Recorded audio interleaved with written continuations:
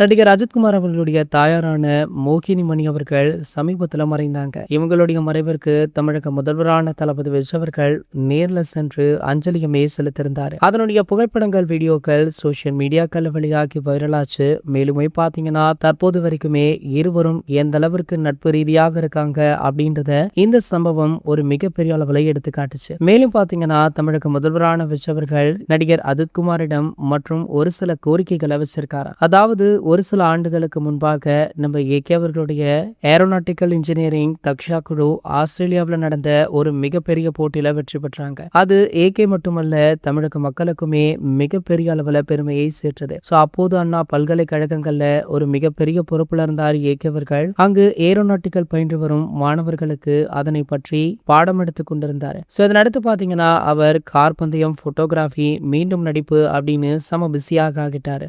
தற்போதுமே வெளிநாடுகள்ல ஒரு மிகப்பெரிய காம்படிஷன் வருதாம். ஆகையால மீண்டுமே ஏகே அவர்களை அந்த பணியில அமர வைக்க தமிழக முதல்வரான தளபதி விஜய் அவர்கள் பேச்சுவார்த்தை நடத்திட்டு இருக்காராம். கூடிய விரைவிலேயே அண்ணா பல்கலைக்கழகங்கள்ல ஏகே அவர்களுக்கு மீண்டும் ஒரு முக்கிய பொறுப்பு கொடுத்து தளபதி விஜய் அவர்கள் அமர வைக்க உள்ளார் அப்படின்ற தகவல் வைரலுமே ஆகிட்டு இருக்கு. இது போன்ற செய்திகளை பத்தி நீங்க உடனே தெரிஞ்சுக்க நம்மளுடைய சேனலை மறக்காம சப்ஸ்கிரைப் பண்ணிக்கோங்க.